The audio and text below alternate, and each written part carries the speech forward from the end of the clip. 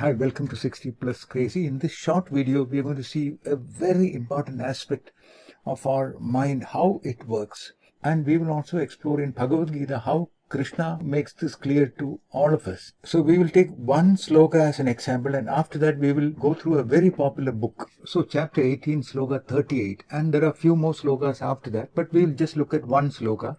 Vishayendriya samyogad yattadagre mritopamam Pariname Vishamiva Tatsukham Raja Samspritam.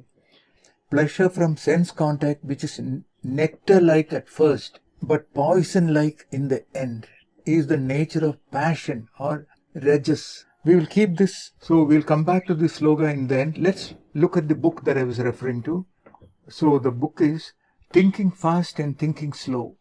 It is from Daniel Kahneman. Is a winner of Nobel Prize, and this book is very good, very popular, and you can get this as a physical book or as an audio book in Audible. So here I'll go through some of the key aspects in this book. So thinking fast and slow. Our brain is wired to take shortcuts. So thinking is tiring, it needs effort. So we are naturally tempted to not think or react. So Daniel Kahneman's book explores why our mind often takes shortcuts and how these shortcuts can leave us astray. From this slide, understand that this book is about our mind wanting always to take shortcuts. From this slide, the point to be remembered is mind likes to take shortcuts. Daniel says we think in two ways, and he calls it system 1 and system 2. It's very important that we understand this and remember this. So system 1 is fast, instinctive and emotional, or reactive, impulsive. So again, system 1 is fast, instinctive and emotional. Then system 2 is slow, logical, deliberate. So this is where we think and act or respond. So what Daniel says is we have clearly identifiable two ways of thinking. System 1, which is reactive, fast, quick. Another is system 2, which is responsive, thinking, logical. So from this slide, remember, we have two ways of thinking, system 1 and system 2. So now what we're going to see is, how is this system 1 happening? We are not thinking, isn't it? System 2, we can understand. We take time, think and plan and respond. But how is this system 1 happening? It is based on different types of biases or conditioning. There are numerous biases. We will just go through a few of them. We said our mind wants to take shortcuts. System 1 is the mechanism that takes these shortcuts. And these shortcuts depend on our biases. Clear? So in this slide, remember, system 1 loves shortcuts, and these shortcuts are based on biases. So we will look at different types of biases and try to understand them. We fear loss more than we enjoy gain. What do we mean by this? Imagine a child getting a new toy. It will be very happy, right? It will be very happy for some time. Imagine the child losing that same toy. Can you compare the difference?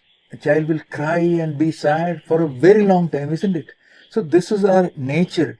So this bias is called fear of loss bias. So life will have ups and downs. So this bias can make us feel that life is terrible. Do you see this? So this is called fear of loss bias.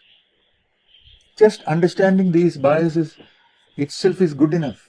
Next is anchoring effect. This bias is called anchoring effect bias. So here, same toy. On one shop, you see the price label 3000. And same toy you see in the next shop priced 999. You will naturally be tempted to buy that, thinking that that is a fantastic deal. Actually, this 999 may be the actual cost of the toy. But still, because of this anchoring bias, we feel we made a fantastic decision. We don't think about it. So this is also a bias of system 1, the quick reactive mind. So next bias is called availability heuristic. Imagine your child is playing on the swing regularly, but you hear that there was an accident. So even though your child has played on the swing many times without any trouble, this information will cloud our action. So that one story or that one incident makes the danger feel much more than what it actually is. So this is another system 1 bias that makes us take wrong decisions.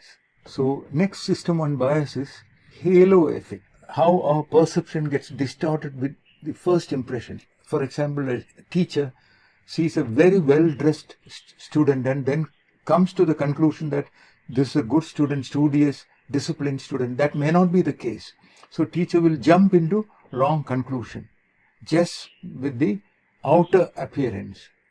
That is called the halo effect. This is also a bias which we all have. We all have these biases. Do you see this? And the next one is substitution framing. Just see these two bottles. One says 99% fat free. Another is 1% fat. You'll be tempted towards which one? The 99% fat free, isn't it? But actually they both are same. So this is another bias. This is called substitution and framing bias. So all these biases will drive system 1 way of thinking. That is quick, reactive way of thinking. So what is the solution? Solution is system 2 needs deliberate attention. That is, system 2 needs deliberate focus, unlike impulsive system 1. So here what we need to do is, if you are studying, for instance, focus on study, keep your smart devices away, don't check your WhatsApp or social media, keep the digital gadgets away and focus on your studies. And have a checklist at the end of the day. You can see what all you have accomplished. So slowly we can train ourselves to give more importance to system 2 as well. So our life will not be a reactive life after all these impulsive behaviors. So understanding these two ways of thinking can help us improve our work, life and decisions. Just to summarize, know that system 1 has bias traps. Our impulsive actions are trapped. Know that system 1 has bias traps. Regularly activate system 2 just by pausing and cultivating the habit to think, and become aware of our biases, which we all have.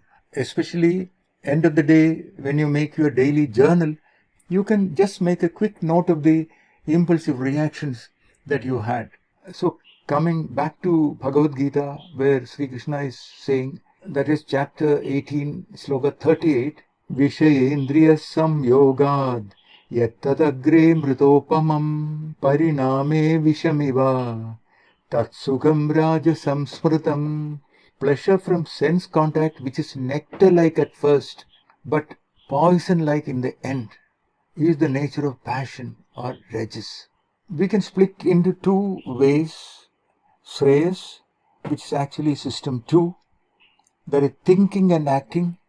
Another is prayas, system 1, which is short-term pleasure or impulsive actions. I hope the short video brought us some clarity on our two ways of thinking and acting. One is system 1, which is impulsive, which is trapped in different biases, and that is prayas or for short-term pleasure. Another is system 2, where we think and act, and that is shreyas, long-term benefit it gives. And what Sri Krishna says is, system 1 can look nectar-like sweet at start, but in the long run, it can be poisonous. It can destroy us. So let's structure our life so that we give time for system 1 to work as well. So that is it for this video. Thank you for your time. See you in the next video. Please remember to like, share and subscribe. Bye-bye.